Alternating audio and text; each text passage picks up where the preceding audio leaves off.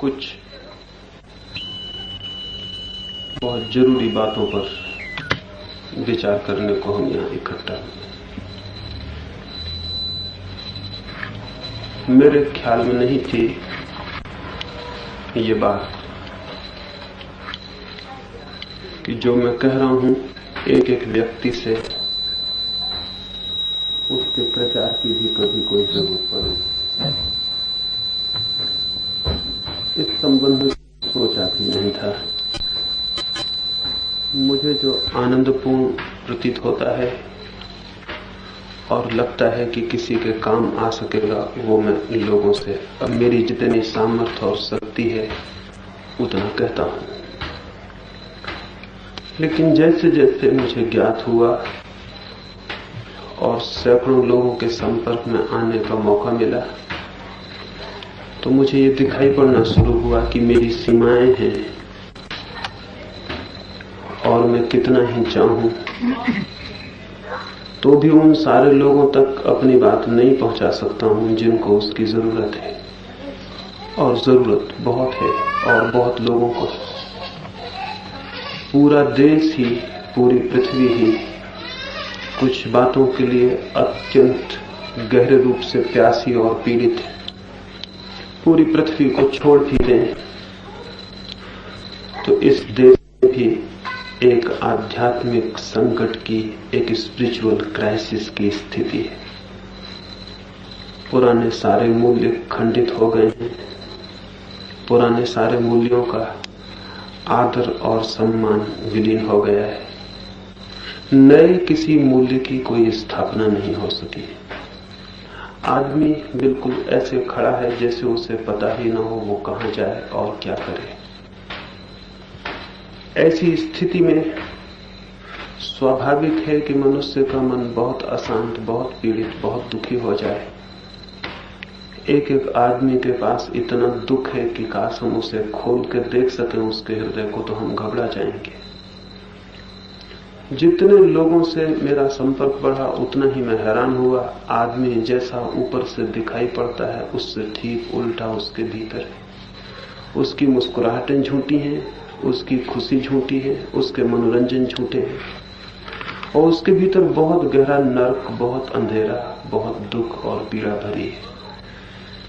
इस पीड़ा को, इस दुख को मिटाने के रास्ते हैं। इससे मुक्त हुआ जा सकता है। आदमी का जीवन एक स्वर्ग की शांति का और संगीत का जीवन बन सकता है। और जब से मुझे ऐसा लगना शुरू हुआ तो ऐसा प्रतीत हुआ कि जो बात मनुष्य के जीवन को शांति की दिशा में ले जा सकती है, अगर उसे हम उन लोगों तक नहीं पहुंचा देते जिन्हें उसकी जरूरत है, तो हम एक तरह के अपराधी हैं।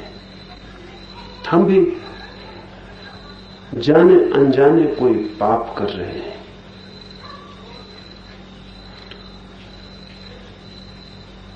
मुझे लगने लगा कि अधिकतम लोगों तक कोई बात उनके जीवन को बदल सकती हो तो उसे पहुंचा देना जरूरी है। लेकिन मेरी सीमाएं हैं, मेरी सामर्थ्य है, मेरी शक्ति है, उसके बाहर वो नहीं किया जा सकता। मैं अकेला जितना दौड़ सकता हूं, जितने लोगों तक पहुंच सकता हूं, वो चाहे कितने ही अधिक हो, फिर भी इस विरत जीवन और समाज को और इसके गहरे दुखों को देखते हुए उनका कोई भी परिमाण नहीं। एक समुद्र के किनारे हम छोटा मोटा रंग घोल दें, कोई एक आध छोटी मोटी लहर रंगीन हो जाए, इससे समुद्र के जीवन में कोई फर्क नहीं पड़ सकता है।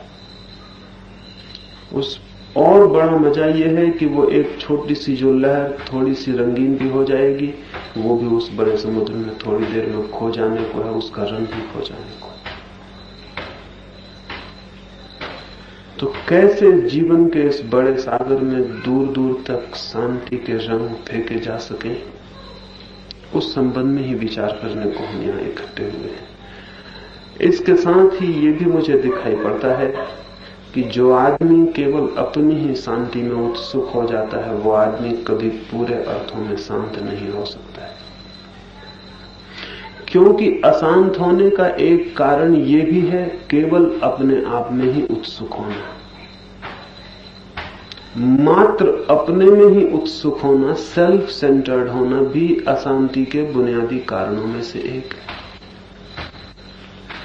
जो आदमी सिर्फ खुद में ही उत्सुक हो जाता है, सिर्फ स्वयं में ही उत्सुक हो जाता है और चारों तरफ से आंख बंद कर लेना चाहता है, वो आदमी वैसा ही है जैसे कोई एक आदमी एक खूबसूरत सुंदर घर बनाए और इसकी फिक्र ही ना करे कि उसके घर के चारों तरफ गंदगी के ढेर लगे हुए हैं। वो अपने घर में एक बगिया लगा ले और इसकी फिक्र ही ना करे कि चारों तरफ दुर्गंध इकट्ठी हो गई।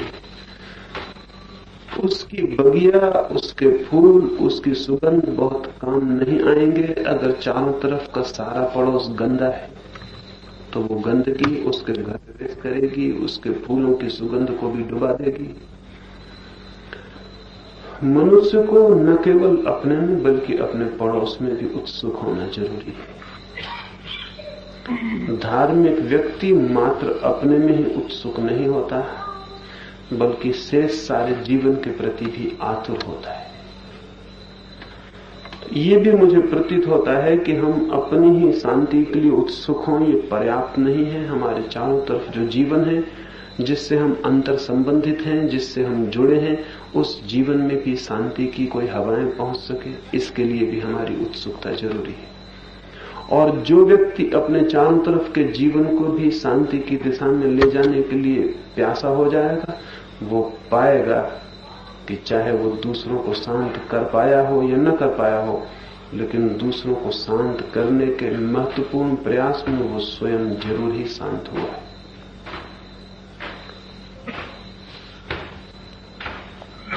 बुद्ध के जीवन में उल्लेख है, शायद काल्पनिक ही कथा होगी लेकिन बहुत मधुर है। बुद्ध का निर्वाण हुआ, वे मोक्ष के द्वार पर पहुंच गए। द्वारपाल ने द्वार खोल दिए, लेकिन बुद्ध पीठ करके द्वार की तरफ खड़े हो गए। द्वारपाल ने पूछा, आप पीठ करते हैं मोक्ष की तरफ? बुद्ध ने कहा, मेरे पीछे बहुत लोग हैं, जब तक वे भी मोक्ष में प्रविष्ट नहीं हो जाते तब तक मैं अकेला मोक्ष में प्रविष्ट हो जाऊं। इतना कठोर, इतना क्रूर, इतना हिंसक मैं नहीं हूं। मैं रुकूंगा, प्रतीक्षा करूंगा। बहुत लोग हैं। मेरा शांत मन तो यही कहता है कि मैं अंतिम आदमी ही होऊंगा मोक्ष में प्रवेश करने वाला, पहले सारे लोग प्रविष्ट हो जाएं। बड़ी मीठी कथा है। वो कथा कहती है बुद्ध अब भी मोक्ष के द्वार पर ही रुके हैं ताकि सारे लोग मोक्ष में प्रविष्ट हो जाएं। वे अंतिम ही प्रविष्ट होना चाहते हैं। जिस हृदय में ऐसा भाव उठा हो उसे मोक्ष उपलब्धि हो गया, उसे किसी मोक्ष में प्रविष्ट होने की कोई जरूरत नहीं। उसके लिए सब मोक्ष फीके हो गए, वो मोक्ष में पहुंच ही गया जिसके हृदय में ऐसा करुणा का भाव उठा। शांत केवल वे ही हो पाते हैं जिनके जीवन में चारों तरफ शांति पहुंचाने की प्रबल प्रेरणा काम करने लगती है। ये भी मेरे ख्याल में आता है कि जो मित्र इस दिशा में उत्सुक हुए हैं वे केवल अपने में ही उत्सुक न हो और सब में भी उत्सुक हो जाएं। उनकी ये उत्सुकता दूसरों के लिए हितकर होगी ही, ना भी हुई तो भी उनके स्वयं के लिए बहुत अर्थपूर्ण होगी, बहुत गहरे शांति में और आनंद में उन्हें प्रविष्ट करने में सहयोगी होगी। क्योंकि अशांति का एक कारण है स्वयं में केंद्रित हो जाना, और जो इस केंद्र को बिखेर देता है वो शांत होने की दिशा में गतिशील हो जाता है। तो ये बात कहने के लिए, यहाँ इस बात के संबंध में विचार करने के लिए हम इकट्ठे हुए हैं कि मैं आपसे ये कह सकूं कि किन रास्तों से अधिकतम लोगों तक प्रेम की, शांति की और करुणा की बात पहुंचाई जा सकती है। क्या उपाय खोजें कि वो बात पहुंच सके? क्या रास्ता हो सकता है? ये कोई प्रोपेगेंडा नहीं है, ये कोई संप्रदाय खड़ा करना नहीं है, ये कोई ऑर्गेनाइजेशन, कोई संगठन खड़ा करना नहीं है, कोई ऐसा केंद्र खड़ा नहीं करना है जो शक्तिशाली हो जाए, बल्कि इस भांति सब तक कोई बात पहुंचा देनी है, बिना संगठन के, बिना संप्रदाय के, बिना ऑर्गेनाइजेशन के, बिना किसी केंद्रित शक्ति को बनाए हुए। और इसलिए बहुत विचार करने की जरूरत है। अगर एक संप्रदाय बनाना हो तो बहुत विचार करने की जरूरत नहीं रह जाती। अगर एक संगठन खड़ा करना हो तो कोई बहुत विचार करने की जरूरत नहीं रह जाती। दुनिया में संगठन बनाने के नियम सबको पता है, संप्रदाय खड़े करने की तरकीबें सबको पता है। हजारों संप्रदाय खड़े हो चुके हैं। उन संप्रदायों में एक संप्रदाय खड़ा नहीं कर देना है। इसलिए बहुत विचार करने की जरूरत है कि संप्रदाय भी खड़ा न हो, कोई संगठन भी खड़ा न हो, और जो बात हमें प्रीतिकर लगे, आनंदपूर्ण लगे, उस बात को हम सब तक पहुंचा भी सके। प्रोपेगेंडिस्ट भी हम न हो और प्रचार भी हम कर सकें। इसलिए बहुत डेलिकेट, बहुत महीन और बहुत सूक्ष्मता से विचार करने की जरूरत है। खाई और कुएं के बीच चलने जैसा है। एक तो यह है कि हम कोई प्रचार ही ना करें क्योंकि खतरा है संप्रदाय न बन जाए। इसका मतलब है कि हम बात ही ना पहुंचाएं किसी तक। दूसरा यह है कि हम बात पहुंचाएं तो संप्रदाय बना लें, वो भी खतरा है। बात तो पहुंचानी है सब तक, लेकिन संप्रदाय न बन पाए, ये ध्यान रखना अत्यंत जरूरी है। तो कैसे ये बात बिना प्रचार के प्रचार हो सके, बिना संप्रदाय के, बिना संगठन के अधिकतम लोगों तक जो जरूरी है वो खबर, वो सूचना, वो संदेश उन तक पहुंचाया जा सके, इस संबंध में विचार करने को यहां आपको आमंत्रित किया है। मुझे कुछ जो बातें दिखाई पड़ती हैं वो इन आने वाली बैठकों में मैं आपसे धीरे धीरे कहूंगा और आपसे भी आशा करूंगा कि आप सोचेंगे इस दिशा में। कुछ बातें प्राथमिक रूप से मैं आज आपसे कहूं जिन पर आप विचार कर सकें। पहली बात, जितना बड़ा संदेश है उतना बड़ा हमारे पास आज मित्रों का कोई समूह नहीं है। संगठन चाहिए भी नहीं, सिर्फ समूह चाहिए। और समूह और संगठन का फर्क ख्याल में होना चाहिए। समूह का मतलब होता है प्रत्येक व्यक्ति स्वतंत्र है, वहां अपनी आजादी से आया है और अपनी आजादी से अलग हो सकता है।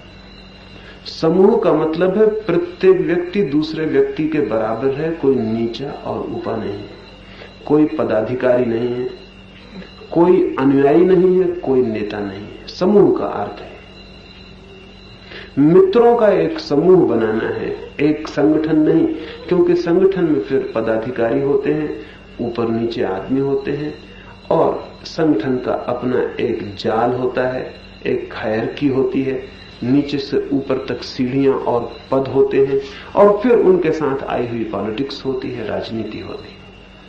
क्योंकि जहां पद है वहां राजनीति आनी अनिवार्य है।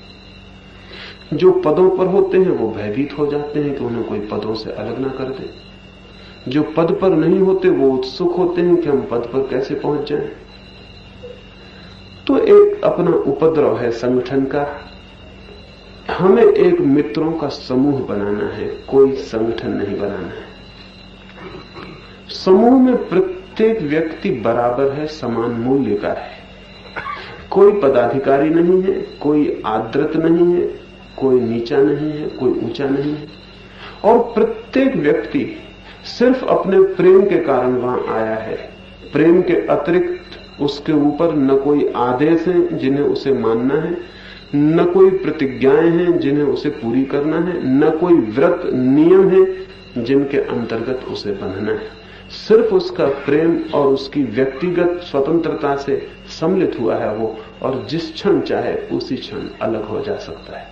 और जब वो सम्मिलित भी है तब भी वो किसी एक डागमा, किसी एक सिद्धांत से बंधा हुआ नहीं है। तब भी वो स्वतंत्र है भिन्न मत रखने को, अपना विचार रखने को, अपने विचार को मानने को, अपनी बुद्धि का अनुसरण करने को। वो किसी का अनुयायी होकर वहां नहीं है। तो मित्रों का एक समूह जीवन जागृति केंद्र बन सके, इस दिशा में सोचना है। निश्चित ही मित्रों के समूह बनाने के नियम अलग होते हैं, संगठन बनाने के नियम अलग होते हैं। मित्रों का समूह एक बिल्कुल ही, जिसको हम कहें अराजक, अनार्किक संस्था होती है। संगठन एक सुव्यवस्थित, बंधा हुआ नियमों से, सिद्धांतों से, कानूनों से बंधा हुआ व्यवस्था होती है। मेरी कोई मर्जी कोई कानूनों में, बहुत नियमों में, सिद्धांतों में बांधने की नहीं है, क्योंकि उन्हीं सबके खिलाफ मैं लड़ रहा हूं। उन्हीं सबके तो संगठन सारी दुनिया में खड़े हुए हैं। हम एक और संगठन वैसा खड़ा कर दें, निश्चित ही संगठन में ज्यादा इफिशियंसी होती है, ज्यादा कुशलता होती है। उतनी समूह में कुशलता नहीं हो सकती, लेकिन कुशलता के मूल्य पर स्वतंत्रता खोना बहुत कीमती सौदा करना है। लोकतंत्र उतना कुशल नहीं होता जितनी तानाशाही होती है, लेकिन कुशलता को खोया जा सकता है, स्वतंत्रता को नहीं खोया जा सकता है। मित्रों के समूह का अर्थ है कि ये स्वतंत्र व्यक्तियों का मिलन है, उनकी स्वेच्छा से। इसमें यदि कोई छोटे मोटे कानून और व्यवस्थाएं होंगी तो वे भी व्यक्तियों से नीचे होंगी, उनके ऊपर नहीं हो सकती। वे काम चलाऊ होंगी, वे हमारा लक्ष्य नहीं हो सकती। हम उन्हें किसी भी क्षण तोड़ने के लिए हमेशा स्वतंत्र हैं। वे किसी भी क्षण हमें तोड़ने में समर्थ नहीं हो सकती। वे कानून भी होंगे तो वे हमारे लिए होंगे, हम कानून के लिए नहीं हो सकते। ये ध्यान में रख लेना जरूरी है। अब मित्र सोचते हैं कोई विधान हो, निश्चित ही कोई विधान होना चाहिए, लेकिन जैसे विधान होते हैं संगठनों के वैसे नहीं। ये ध्यान में रखकर ही विधान होना चाहिए कि वो मित्रों के एक समूह का विधान है जो अत्यंत काम चलाऊ है, उसका उपयोग है इसलिए उसको बना लिया है, लेकिन उससे बंधने का कोई हमारा आग्रह नहीं। उसे हम किसी भी क्षण फेंक सकते हैं और जला सकते हैं। और विधान चाहे कितना भी कीमती हो, उस विधान से हमारा एक एक मित्र ज्यादा कीमती है, ये ध्यान में होना जरूरी है। क्योंकि इन्हीं मित्रों के लिए वो विधान बनाया गया, उस विधान के लिए ये मित्र इकट्ठे नहीं किए गए। इसलिए एक एक व्यक्ति का मूल्य और एक एक व्यक्ति की गरिमा शेष रह सके, ऐसा एक समूह खड़ा करना। निश्चित ही जितने अधिक व्यक्ति होंगे उतनी भिन्न चित्त, उतने भिन्न विचार, उतने भिन्न उनके सोचने समझने के ढंग होंगे। जितना बड़ा समूह होगा मित्रों का, उतनी ही विभिन्नता स्वाभाविक है। इसलिए एक रूपता पैदा करने की बहुत चेष्टा हमें नहीं करनी चाहिए, अन्यथा फिर संगठन खड़ा होना शुरू हो जाता है। और एक रूपता की जितनी हम कोशिश करते हैं, उतना ही व्यक्तित्व, उसकी गरिमा, उसकी स्वतंत्रता सब नष्ट होनी शुरू हो जाती है। एक रूपता की बहुत चिंता नहीं, बल्कि सब मित्रों के प्रति सम्मान, उनके भिन्न विचारों के प्रति भी, क्योंकि मेरी सारी दृष्टि यही है कि सारे मुल्क में स्वतंत्र चिंतन पैदा हो सके। तो स्वतंत्र चिंतन जो लोग पैदा करना चाहते हैं, अगर वे भीतर ही परतंत्र चिंतन से बन जाएंगे तो खतरा होगा। इसलिए मेरे प्रति भी इस मित्रों के समूह की कोई श्रद्धा नहीं होनी चाहिए। मेरे प्रति भी कोई श्रद्धा का भाव नहीं होना चाहिए।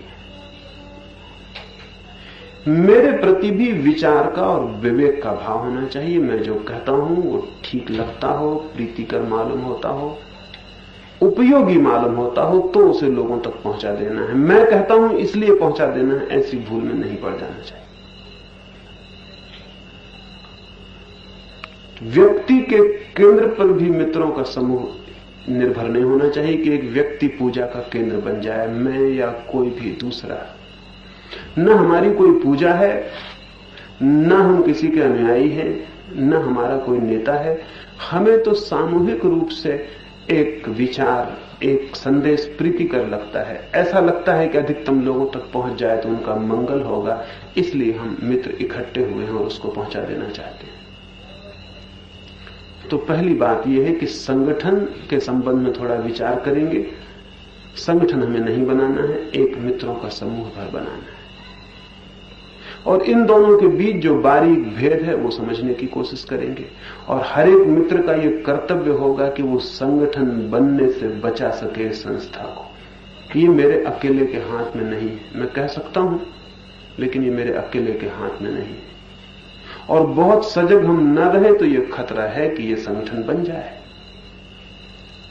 बहुत सजग रहने की जरूरत है और बहुत होश से प्रयोग करने की जरूरत है कि यह संगठन न बन जाए। संप्रदाय बनने के कुछ अनजाने रास्ते होते हैं, पता भी नहीं चलता और वो बनना शुरू हो जाता है, तो उस पर ध्यान रखने की जरूरत है। और पूर्व से हम सचेत रहे तो शायद हम वैसी व्यवस्था कर सकें कि वो न बन पाए। एक तो ये विकल्प है। दूसरा विकल्प ये है कि इस बात से अगर हम डर जाएं कि संगठन न बन जाए, संप्रदाय न बन जाए, इसलिए कुछ करना ही नहीं, तो दूसरा खतरा शुरू हो जाता है।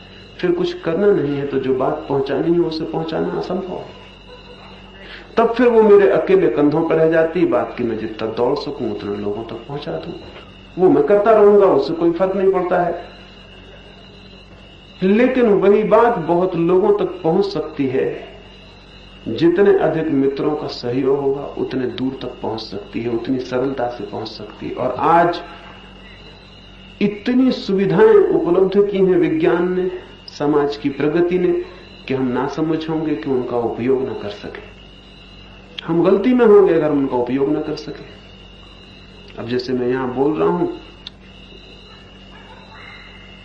माइक हम ना लगाएं तो भी काम चलेगा, मैं बोलूंगा तो भी शायद आप तक बात पहुंचेगी, लेकिन शायद इतने ठीक से नहीं पहुंच पाएगी।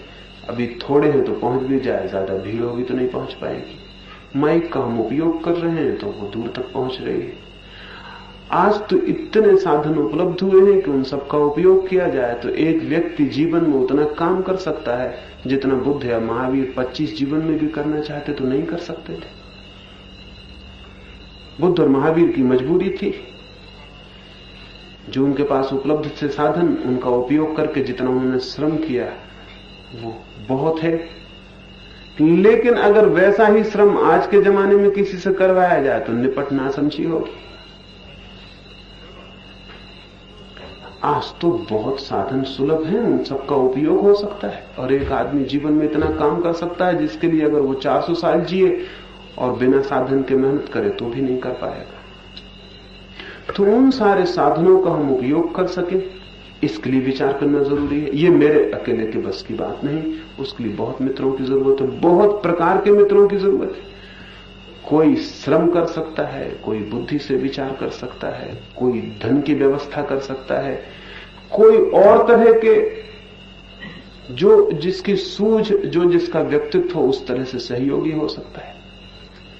यह भी ध्यान में रखना जरूरी है कि मित्रों का वर्ग जितना बड़ा हो उतना अच्छा है, क्योंकि उतने ही अधिक तरह के भिन्न तरह के लोग आएंगे और भिन्न तरह का अनुदान दान कर सकेंगे, भिन्न तरह की सेवाएं, भिन्न तरह का उनका सहयोग और काम को ज्यादा समृद्ध बना सकेंगे।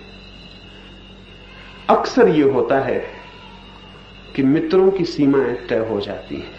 अपरिचित लोगों से एक भय होता है मन में, स्ट्रेंजर से थोड़ा भय होता है कि पता नहीं ये क्या गड़बड़ करेगा भीतर आने पर।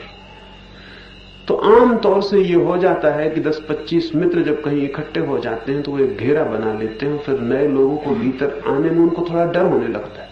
ये डर होता है कि कहीं ये नया आदमी कोई गड़बड़ ना कर दे। ये डर तो स्वाभाविक है, ये कामना और भावना भी अच्छी है कि नया आदमी कोई गड़बड़ ना कर दे।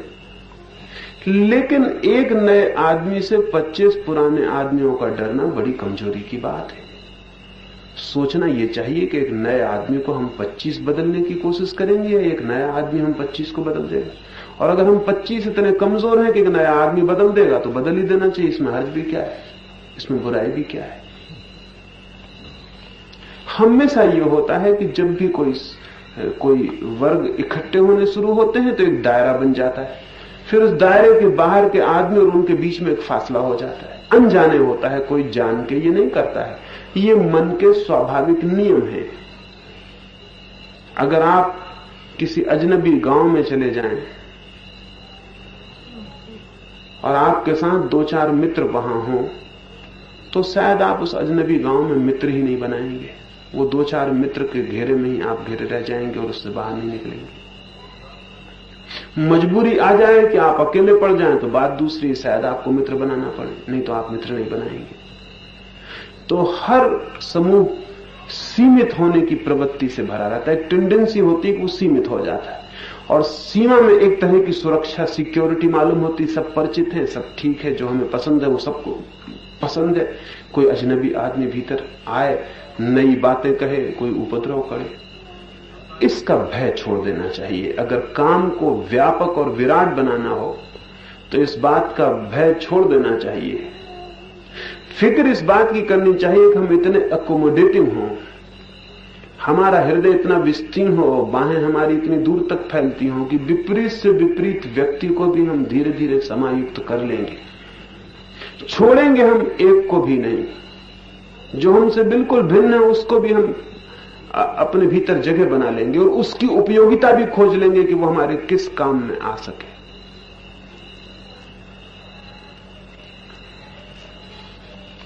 गांधी जी ने एक प्रयोग इस संबंध का पिछले इस मुल्क में एक बड़ा प्रयोग किया। हिंदुस्तान के कितने विरोधी और भिन्न लोगों को उन्होंने एक साथ इकट्ठा कर लिया। एकदम भिन्न लोगों को, जिनके बीच आपस में कोई मतैक्य नहीं हो सकता था, वे लोग भी एक घेरे के भीतर आ गए और किसी विराट कार्य के लिए सहयोगी बन गए। अगर कोई ये सोचे कि भिन्न मत के, भिन्न दृष्टि के, भिन्न व्यक्तित्व के लोग भीतर न आए, तो फिर काम बड़ा नहीं हो सकता, बहुत छोटा रह जाएगा। कोई छोटी सी नदी रह जाएगी। फिर अगर वो ये सोचे कि हर दूर से आने वाला नाला और नदी मुझसे न मिले, पता नहीं किन कीचड़ को ले आए, कौन सी द्रव्य ले आए, कौन से खनिज ले आए, अच्छा पानी हो कि बुरा हो, अगर ऐसा कोई नदी सोचने लगे तो फिर वो नाले रह जाएगी, फिर वो महानद नहीं बन सकती, फिर वो गंगा नहीं बन सकती। और गंगा बनना हो तो उसे सबको समाविष्ट कर ही लेना होगा, और ये सामर्थ्य होनी चाहिए कि सब समाविष्ट हो जाएं। इस संबंध में विचार करना जरूरी है कि हम अधिकतम लोगों को कैसे समाविष्ट कर सके। हमें जगह बनानी पड़ेगी, भिन्न भिन्न लोगों को कैसे हम भीतर प्रवेश दे सकें, कैसे उनके लिए काम खोज सकें, कैसे वे भी सहयोगी बन जाएं। अब मुझे मुल्क में न मालूम कितने लोग आकर कहते हैं कि हम काम में सहयोगी बनना चाहते हैं, न मालूम कितने लोग पत्र लिखते हैं कि हमें कोई काम बताइए, हम काम में सहयोगी बनना चाहते हैं। वो आपका जुम्मा है कि आप इन सारे मित्रों का उपयोग ले लें, और ये तो भूल ही जाएं ये ख्याल कि कोई आदमी ऐसा हो सकता है जो किसी काम में ही ना आ सके। ऐसा आदमी जमीन पर होता ही नहीं। आदमी तो बहुत दूर है, पशु पक्षी भी सहारे बन जाते हैं, उनका सहारा भी काम बन सकता है। ऐसा तो कोई आदमी है ही नहीं जो किसी न किसी काम का ना हो। निकम्मा कोई भी आदमी पृथ्वी पर नहीं है बिना जिससे कुछ काम न लिया जा सके। तो कोई भी आदमी उत्सुक होता हो, हम उससे क्या काम ले सकते हैं, इसकी हम फिक्र करें। अगर हम इस बात की फिक्र करें कि वो आदमी ऐसा है, वो आदमी वैसा है, तो फिर बहुत मुश्किल है। फिर अगर हम जांच के आदमियों का निर्णय करने बैठेंगे, एक तो हम निर्णायक हो नहीं सकते किसी के, और अगर हम निर्णय करने बैठेंगे तो इसमें काम को कितना धक्का पहुंचेगा इसकी हम कल्पना नहीं कर सकते। गांधी जी के आश्रम में एक आदमी आता था और लोगों ने शिकायत की कि आदमी बहुत बुरा है, शराब पीता है, फला करता है, ढिका करता है। गांधी सुनते रहे। मित्र बहुत परेशान हो गए कि ये गांधी उसको मना नहीं करते हैं, उसको निकट लेते चले जा रहे हैं, और वह आदमी धीरे धीरे अकड़ के आश्रम में प्रविष्ट होता है, उसका भय भी विलीन हो गया है। एक दिन आखिर लोगों ने आके कहा, गांधी के बहुत निकट के लोगों ने, कि बहुत हद हो गई ये बात। आज हमने उस आदमी को शराब खाने में अपनी आंखों से बैठे देखा है, और आपके खादी के कपड़े पहने हुए वो वहां शराब पिए, बहुत बदनामी की बात। ऐसे आदमी को आश्रम में आना बहुत बुरा है, इससे आश्रम बदनाम होगा। गांधी ने कहा, हमने आश्रम खोला किसके लिए? अच्छे लोगों के लिए। तो बुरे लोग कहां जाएंगे? और जो अच्छे ही हैं उनके लिए आश्रम में आने की जरूरत क्या है? मैं हूं किस लिए यहां, किन के लिए हूं। और फिर दूसरी बात यह कि तुम कहते हो वो खादी पहने वहां बैठा हुआ है, इसलिए लोग क्या सोचेंगे। अगर मैं उसे वहां देखता तो अपने हृदय से लगा लेता, क्योंकि मेरे मन में पहला ख्याल यही उठता कि आश्चर्य की बात है, दिखता है मेरी बात लोगों तक पहुंचने लगी। जो आदमी शराब पीता है वो भी खादी पहनना शुरू कर दिया। तुम ये देख रहे हो कि जो खादी पहने हुए वो शराब पी रहा है, मैं देखता है कि जो शराब पी रहा है उसने भी खादी पहननी शुरू कर दी। तो बहुत देर नहीं है कि ये आदमी शराब भी छोड़ दे। इसमें फर्क होना शुरू हो गया। इसने हिम्मत तो की है, खादी तो पहनी, इसके मन में प्रेम का तो जन्म हो गया, बदलाहट की शुरुआत हो गई। अब ये आदमी दोनों तरह से देखा जा सकता है। ऐसे भी देखा जा सकता है कि खादी पहन के शराब पी रहा है, तब मन होगा कि आश्रम से निकाल के इसको बाहर करो। और ऐसा भी देखा जा सकता है कि शराब पीने वाला खादी पहने हुए, तब ऐसा होगा आश्रम में इसका स्वागत करो। अगर इस आश्रम को बड़ा बनना है और बृहत जन तक पहुंचना है तो फिर दूसरी तरह से ही देखना होगा, पहली तरह से नहीं देखना होगा। तब जो भी आदमी हमारे निकट आता है उसमें क्या अच्छा है, वो किस तरह सहयोगी होता है, इसी भाव से देखना होगा। और मैं आपसे ये भी कह दूं कि जिस आदमी को हम अच्छे भाव से देखना शुरू कर देते हैं, हम उस आदमी को अच्छे होने की तरफ इतना बल देते हैं जिसकी कोई कीमत, कोई हिसाब नहीं लगाया जा सकता। अगर 20 अच्छे आदमी एक बुरे आदमी को अच्छे मानने की तरफ ध्यान देना शुरू करते हैं, उस आदमी का बुरा होना कठिन और मुश्किल हो जाता है। लेकिन जब सारी दुनिया किसी आदमी को बुरा कहने लगती तो बुरे होने को उसे सुविधा हो जाती। एक आदमी चोर हो और अगर एक आदमी विश्वास कर ले उस पर कि वो चोर नहीं है, उसकी चोरी करने की क्षमता क्षीण हो जाती, क्योंकि ऐसा कोई भी आदमी नहीं है जो किसी हृदय के अच्छे भाव का आदर न करता हो। अगर एक चोर हमारे बीच आ जाए और हम इतने सारे लोग ये विश्वास कर लें कि वो भला आदमी है, वो आदमी यहां चोरी नहीं कर सकता है, ये कानून के विपरीत ही है, ये असंभव है। क्योंकि इतने लोगों ने जो उसे आदर दिया है, इसे ठुकराने के लायक कोई ऐसी चीज नहीं हो सकती जो इससे ज्यादा मूल्यवान हो जिसको चुरा लिया जाए। एक एक आदमी के मन में अच्छे होने का भाव है, लेकिन उसे कोई अच्छा माने तब। और जब कोई उसे अच्छा मानने को मिल जाता है तो उसके भीतर क्या जग जाता है जिसका हमें कोई ख्याल नहीं। एक अमेरिकी अभिनेत्री ग्रेटा गार्बो का नाम आपने सुना होगा। वो यूरोप के एक छोटे से देश में एक गरीब घर में पैदा हुई और एक बाल बनाने के सैलून में दाढ़ी पर साबुन लगाने का काम करती रही जब तक 19 वर्ष की थी। 2 पैसे में दाढ़ी पर साबुन लगाने का काम नाई की दुकान में करती रही। एक अमेरिकी यात्री ने वो उसकी दाढ़ी पर साबुन लगा रही थी और आईने में उसका चेहरा देखा और कहा कि बहुत सुंदर, बहुत सुंदर है। ग्रेटा ने उससे कहा, क्या कहते हैं आप? मुझे आज 6 वर्ष हो गए लोगों की दाढ़ी पर साबुन लगाते, किसी ने मुझसे कभी नहीं कहा कि मैं सुंदर हूं। आप कहते क्या हैं, मैं सुंदर हूं? उस अमेरिकन ने कहा, बहुत सुंदर, मैंने बहुत कम इतनी सुंदर स्त्रियां देखी। ग्रेटा गार्बो ने अपनी आत्मकथा में लिखा है, मैं उसी दिन पहली दफा सुंदर हो गई। एक आदमी ने मुझे सुंदर कहा था, मुझे खुद भी ख्याल नहीं था। मैं उस दिन घर लौटी और आईने के सामने खड़ी हुई, मुझे पता लगा कि मैं दूसरी औरत हो गई। वो लड़की जो 19 साल की उम्र तक बाल केवल साबुन लगाने का काम करती रही थी, वो अमेरिका की बाद में श्रेष्ठतम अभिनेत्री साबित हुई। और उसने जो धन्यवाद दिया उसी अमेरिका को दिया जिसने उसे पहली दफा सुंदर कहा था। उसने कहा कि अगर उस आदमी ने उस दिन वो 2 शब्द न कहे होते तो शायद मैं जीवन भर वही साबुन लगाने का काम करती रहती। मुझे ख्याल ही नहीं था कि मैं सुंदर भी हूं।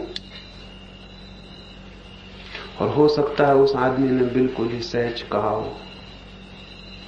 हो सकता है उस आदमी ने सिर्फ शिष्टाचार में कहा हो, और हो सकता है उस आदमी ने कुछ ख्याल ही ना कहा हो, सोचा भी ना हो कि मैं ये क्या कह रहा हूं, बिल्कुल कैजुअल रिमार्क रहा हो। और उसे पता भी ना हो कि मेरे एक शब्द ने एक स्त्री के भीतर सौंदर्य की प्रतिमा को जन्म दे दिया है। वो जाग गई, उसके भीतर जो चीज सोई थी। जिन लोगों से काम लेना हो, उनके भीतर जो सोया है उसे जगाना जरूरी है। इसलिए वे जो हैं इस पर ध्यान देने की कम जरूरत है, वे जो हो सकते हैं इस पर ध्यान देने की ज्यादा जरूरत है। अगर मित्रों से कोई बड़ा काम लेना हो, नहीं तो काम नहीं लिया जा सकता। अगर मैं कभी मित्रों को कहता हूं कि फला आदमी से काम लो, मुझे बता दिया जाता वो आदमी बुरा है, वो आदमी बेईमान है, या उस आदमी का भरोसा नहीं किया जा सकता। ये ठीक है कि आदमी बुरा है, आदमी बेईमान है। कौन आदमी बुरा नहीं, कौन आदमी बेईमान नहीं। लेकिन वो आदमी क्या हो सकता है, सवाल ये है। वो क्या है ये सवाल ही नहीं है। हमें उसके भीतर उसको पुकार लेना है जो वो हो सकता है। अगर उससे कोई बड़ा काम लेना हो, गांधी जी के आश्रम में कृपलानी भोजन बनाते रहे, रसोइये का काम करते रहे। एक अमेरिकी पत्रकार आश्रम में ठहरा हुआ था। उसने पूछा कि ये आदमी जेबी कृपलानी मालूम होता है जो खाना बनाता है आपको? कृपलानी बर्तन साफ करते थे। उन्होंने कहा कि ये जो बूढ़ा है अद्भुत है, असल में मैं रसोइये के योग्य ही था, और इस आदमी ने मेरे भीतर वो जगा दिया जिसका कोई हिसाब नहीं। छोटे छोटे आदमी के भीतर जादू घटित हो सकता है।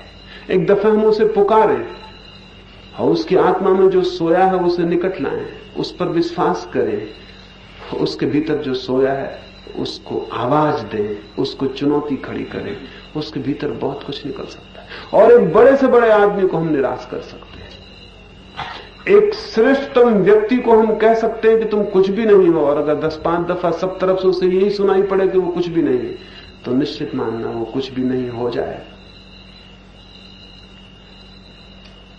एक बड़े पैमाने पर अगर मुल्क में कोई एक आध्यात्मिक क्रांति करनी हो, और वो करनी जरूरी है और होनी चाहिए, और अगर हम उसके लिए सिर्फ रास्ता भी साफ कर सकें तो कोई आगे कर लेगा। इससे क्या फर्क पड़ता है कि हम ही उसको करें, वो हमसे ही हो जाए, ये भी सवाल नहीं है। लेकिन अगर हम रास्ता भी साफ कर दें जिस पर पीछे कोई क्रांति गुजर जाएगी तो भी काफी है, बात हो गई। पर उसको करनी होगा तो बहुत व्यापक समूह बनाना जरूरी है। संगठन कभी बहुत व्यापक नहीं हो सकता, मित्रों का समूह बहुत व्यापक हो सकता है, क्योंकि उसमें विभिन्नता के लिए स्वीकृति है, उसमें जोर जबरदस्ती नहीं है बांधने की किसी को, उसमें सबके लिए मुक्ति है, सब कोई बंधा हुआ नहीं। और जहां भी ऐसा मालूम होने लगता है कि हम बंधे हैं, तो वहीं श्रेष्ठ आदमी को कठिनाई शुरू हो जाती है। कोई श्रेष्ठ चेतना बंधना नहीं चाहती, छोटे लोग ही सिर्फ बंधना चाहते हैं। जिनके भीतर एकदम क्षुद्र ही क्षुद्र है वे ही बंधने में रस लेते हैं, नहीं तो कोई बंधना नहीं चाहता। इसलिए इतना खुला रखना है कि भीतर कोई आए तो उसे ऐसा लगे नहीं कि वो कहीं आया कहीं बंध गया, वो मुक्त अनुभव करे। वो भीतर आए या बाहर जाए उसे फर्क न मालूम पड़े कि कोई भेद पड़ गया है। ऐसी ये समूह बन सके, ये मित्रों का एक दल बन सके, व्यापक बन सके। क्योंकि क्रांति कितनी बड़ी है ये प्रथम रूप से जो लोग उस क्रांति के लिए इकट्ठे होते हैं उनको पता ही नहीं होता। लेनिन के साथियों को कोई पता नहीं था कि 1917 में जो हुआ वो सारी दुनिया में इतना अनूठा काम बनेगा। वोल्टेयर या उसके मित्रों को भी पता नहीं था कि फ्रेंच क्रांति क्या ले आएगी। गांधी और उनके मित्रों को भी कोई पता नहीं था कि क्या होगा क्या नहीं होगा। क्राइस्ट को तो बिल्कुल ही पता नहीं हो सकता था कि ये जो बात शुरू हो रही है, 8 मित्र थे केवल क्राइस्ट के, और वे भी बहुत बेपढ़े लिखे लोग, गंवार लोग थे। कोई बढ़ई था, कोई चमार था, कोई मछुआ था, कोई पढ़े लिखे लोग नहीं थे। क्राइस्ट को तो कल्पना भी नहीं हो सकती थी कि इतनी बड़ी क्रांति फैलेगी कि एक दिन आधी पृथ्वी क्राइस्ट के संदेश के प्रति आदरपूर्ण हो जाए। इसकी कल्पना भी नहीं हो सकती थी। कौन से बीज कितने बड़े वृक्ष बन जाएंगे इसकी कोई कल्पना प्राथमिक रूप से बोने वालों को कभी नहीं होती। अगर उन्हें होती तो शायद काम कितना सुंदर हो जाता है इसका कभी हम ख्याल भी नहीं कर सकते। जैसा जैसा मैं मुल्क के अधिकतम लोगों से मिला हूं, ये एहसास होना शुरू हुआ है कि ये तो बहुत बड़ा वट वृक्ष बन सकता है। इस वृक्ष के नीचे हजारों लोगों को छाया मिल सकती है। ये तो इतना बड़ा झरना बन सकता है कि लाखों लोग उससे अपनी प्यास बुझा लें। लेकिन आज कोई ख्याल नहीं हो सकता उन मित्रों को जो प्राथमिक रूप से इकट्ठे हुए। अगर उनको ये ख्याल आ जाए तो शायद वे बहुत विचार के काम करना शुरू कर दें। अभी मैं एक वैज्ञानिक किताब पढ़ता था, वो रूस में कोई रास्ते बना रहे हैं, तो वे 100 साल बाद का विचार करते हैं कि 100 साल बाद इन रास्तों पर कितने लोग चलेंगे, उतना चौड़ा रास्ता बनाते हैं। 100 साल बाद कितने लोग निकलेंगे इस रास्ते पर से, उसके हिसाब से रास्ते की चौड़ाई बनाते हैं। एक हम भी हैं हमारे मुल्क में, हम भी रास्ता बनाते हैं। हम 2 साल बाद कितने निकलेंगे इसका भी ख्याल नहीं रखते। हर 2 साल बाद रास्ता तोड़ना पड़ता है कि फिर थोड़ा जोड़ो, फिर थोड़ा जोड़ो। हर 5 साल में हमको पता चलता है कि ट्रैफिक ज्यादा हो गया, रास्ता छोटा हो गया। हम अंधे लोग हैं क्या? हमको इतना अंदाज नहीं कि 5 साल बाद कितने लोग निकलेंगे इस रास्ते से। अद्भुत कौम है जो 100 साल बाद का विचार करते हैं कि 100 साल बाद कितने लोग होंगे इस गांव में, कितनी आबादी होगी, कितने बड़े रास्ते 100 साल बाद जरूरी होंगे। अभी से बना लेना उचित है। जो लोग इतना दूरगामी सोचते हैं उनके काम में एक सरलता और सहजता उत्पन्न होती है, बार बार की कठिनाइयां कम हो जाती। अभी तो मित्रों का समूह छोटा है, लेकिन 10 साल में ये इतना बड़ा हो सकता है जिसकी आप कोई कल्पना नहीं कर सकते। और उसको ध्यान में रख के कुछ काम करना है, उतना चौड़ा रास्ता बनाना है। अनजान अपरिचित लोग 10 साल बाद इस रास्ते पे चलेंगे। हो सकते हैं आप ना हो, मैं ना हो, कोई ना हो, इस रास्ते पे कोई चलेगा। तो उसको ध्यान में रख के अगर हम काम करते हैं, और हमें ध्यान रखना चाहिए कि हम बहुत मूल्य के नहीं हैं। मूल्य उस रास्ते का है जिस पर हम अपने जीवन को लगा देते हैं, और वो जो रास्ता बन जाता है, अगर वो बड़ा बन जाता है तो बहुत लोग उस पर चल सकते हैं। इन सारी बातों पर विस्तार में विचार करना जरूरी है। ये तो मैंने कुछ मुद्दे की बात कही कि इनके आसपास हम सोचेंगे इन दिनों में, और इन पर विस्तार में, डिटेल्स में, एक एक बात पर क्या किया जा सकता है, क्या नहीं किया जा सकता है, वो सब विचार कर लेना जरूरी है। विस्तार में मेरी समझ बहुत कम है, उसमें आपकी समझ मुझसे ज्यादा है। मैं कुछ केंद्र की बात आपसे कह सकता हूं कि इस केंद्र पर चिंतन किया जाए, लेकिन विस्तार में शायद मेरी समझ नहीं के बराबर है कि वो कैसे हो, कितने लोग करें, कितना धन जरूरी हो, कितनी शक्ति जरूरी हो, कितना श्रम लगे, वो शायद आप मुझसे ज्यादा जानते हैं। वो व्यवहारिक रूप से कैसे कितने दूर तक पहुंचाई जाए, वो निश्चित ही आप मुझसे ज्यादा जानते हैं।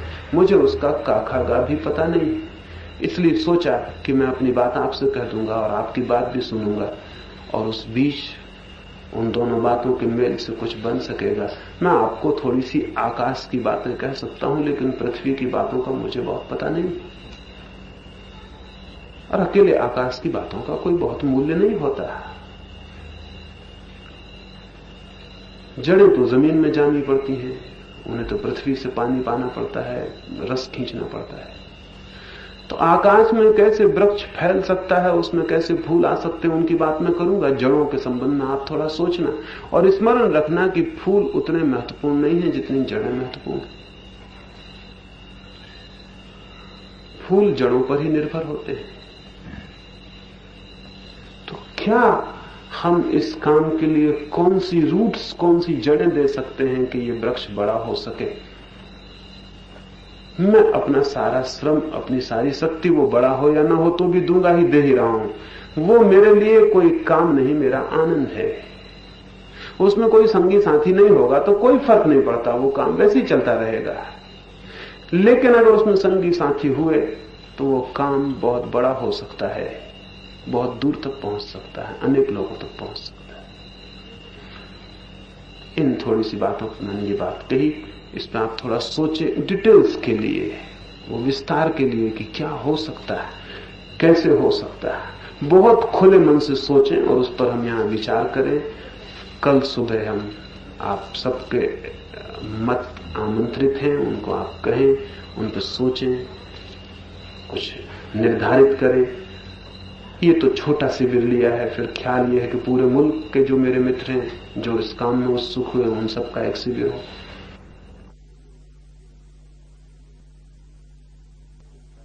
अभी तो प्रयोग के लिए, ताकि थोड़े से लोग ज्यादा आसानी से सोच सकेंगे, ज्यादा लोग होंगे तो शायद कठिनाई पड़ेगी।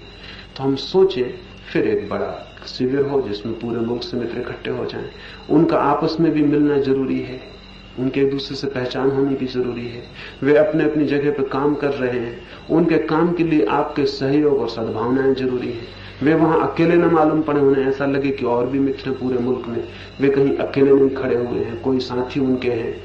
जरूरत पड़ेगी तो वे साथ देंगे, सुझाव देंगे, वहां काम की जरूरत होगी तो वहां पहुंच के कुछ करेंगे। अभी राजकोट में मित्रों ने मुझसे कहा कि हम उन नगरों में जाके आपकी बात पहुंचाना चाहते हैं जहां आप अभी नहीं गए, और वहां भूमिका खड़ी करना चाहते हैं ताकि आप वहां जा सके।